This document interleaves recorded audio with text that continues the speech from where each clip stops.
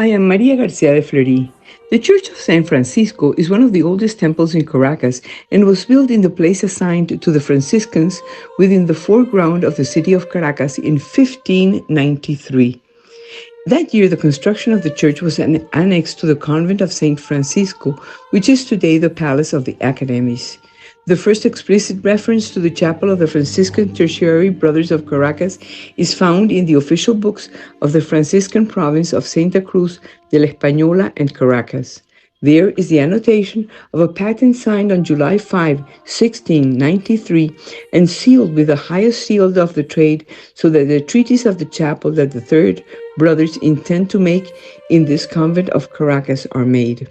The income with which this order was found in Caracas was the product of the piety of the Third Brothers themselves. A very important work was made by the Franciscans, but they also confronted difficult economical situations and had to incorporate several tenants, including the Jesuits.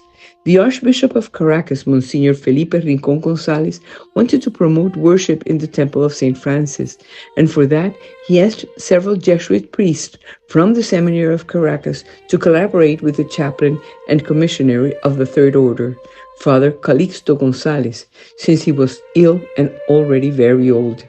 Father Calixto continued to lead the San Francisco Temple in the Third Order until his death. At that moment, new problems began to arise, and the commissioner of the Third Order, along with members of the board of directors, were forced to leave Caracas. The Archbishop appointed the priest, Dr. Rafael Lovera, to be in charge of the Third Order, with all the faculties of the position, but due to his continuous illnesses, the Jesuit priest had to continue working in the Church of St. Francis. From 4 initial Jesuits, the number of Jesuits living in the residence was increased to about 20. Due to the total lack of records, it is not possible to clarify who the Jesuit fathers who attend the Third Order were, although we can remember Father Echenique and Father Iriarte. But there have been many Jesuits who, with total dedication and wisdom, have given themselves fully to evangelization from the Church of St. Francis, as well as in many parts of Venezuela, since the first ones who entered through Guyana around 1640.